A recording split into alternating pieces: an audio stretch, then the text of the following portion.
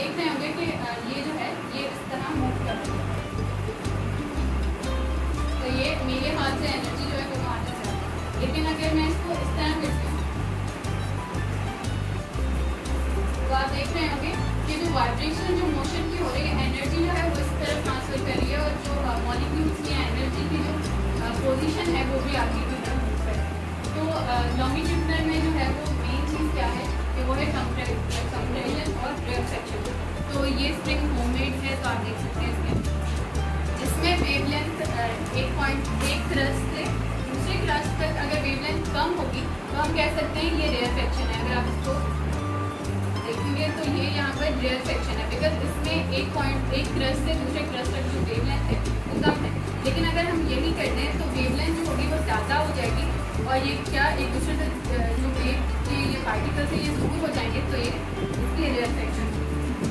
तो जो हमारा लास्ट है वो है ये वाटर में किस तरह होती है। तो ये बेसिकली ये और रॉक और जो दूसरा स्टिंगी स्प्रिंग था ये थे सॉलिड।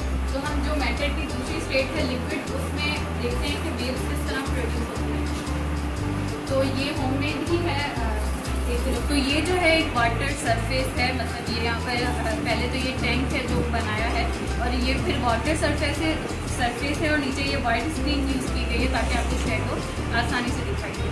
तो जिसमें अगर हम इसमें ये जो बैरियर लगाएंगे ऐसे करेंगे तो आप देखेंगे कि जो वेव्स हैं वो स्ट्रेट फॉरवर्ड हो रही हैं, एक स्ट्रेट वेव्स जो है वो प्रोड्यूस हो रही है।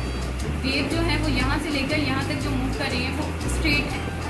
और अगर हम इसमें डिपर को जो है वो इस तरह से डिप करेंगे तो आप वो नीचे देखेंगे कि वो सर्कुलर वेव्स पैदा हो रही है और यहाँ पर एक वाइब्रेटर है जिसको हम अगर इसमें डालेंगे तो आप नीचे अगर देखें तो सर्कुलर